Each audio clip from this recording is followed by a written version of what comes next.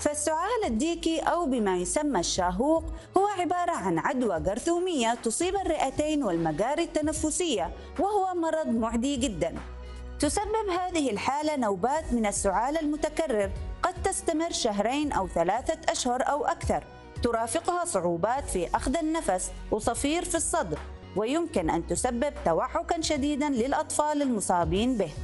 وتعتبر جرثومة البورتوديلا الشاهقية هي المسبب الرئيسي لظهور مرض السعال الديكي، وتمتد فترة العدوى ما بين أسبوع إلى 3 أسابيع من ظهور الأعراض على المريض.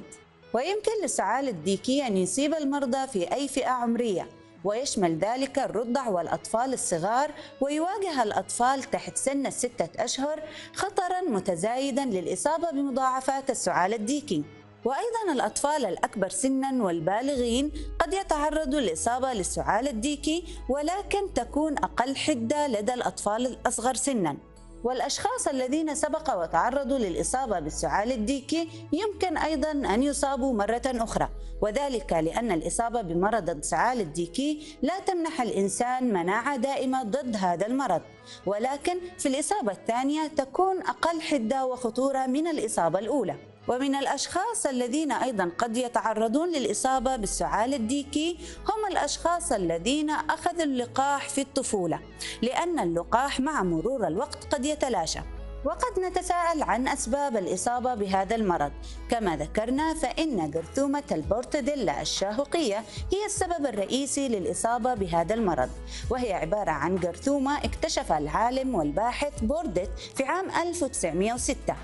وتوجد هذه الجرثومة في الإفرازات الأنفية والفموية وإفرازات المجاري التنفسية كالبصاق، وخاصة البصاق الناتج بعد حدوث النوبة السعالية، حيث يكون عادة مملوء بهذه الميكروبات الفعالة. وإن المعقمات الاعتيادية وحتى الماء العادي مع الصابون لها القدرة الكافية للقضاء على هذه الميكروبات، ولكن لهذه الميكروبات داخل الجسم فعالية كبيرة مع شدة المقاومة، وخاصة في الفترة المرضية التي تسبق حدوث النوبات السعالية الخاصة بهذا المرض.